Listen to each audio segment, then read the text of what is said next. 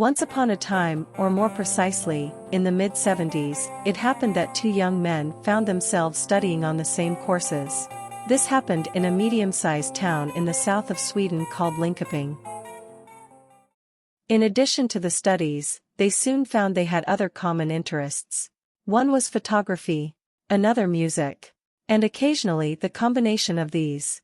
The so-called slide festivals was a manifesto hardly forgotten to anyone participating. Many hours was certainly spent listening to records, on one's own or together. The early 70s had seen new directions in the rock scene. Progressive and symphonic rock as delivered by early incarnations of UK groups like Caravan, Yes and Genesis made strong impressions on both of them. The same was also true for traditional Irish music. When the older of the two moved from student corridor to an apartment of his own, playing together became easier. The picture shows the studio and reveals maybe a hint of the cozy atmosphere. While the older guy played several instruments and had a solid musical education behind him, the younger did not. Anyway, he had a guitar and could handle some basic chords.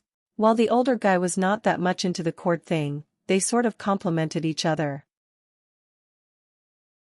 The Hobba tunes, in the start as well as today, are often improvisations. The going is typically like this: one of them, typically the elder, after a while finds a theme. Then, the other guy joins in. However, a problem that has followed them for half a century is that neither of them knows how to end a song. Hence, the tunes often becomes very long. One could imagine they dreamed about to enter a huge scene and be part of a Yes or Genesis-style gig. But that was hard to accomplish with their modest setting. However, it was easier to do folk-like things, like the Irish music we mentioned.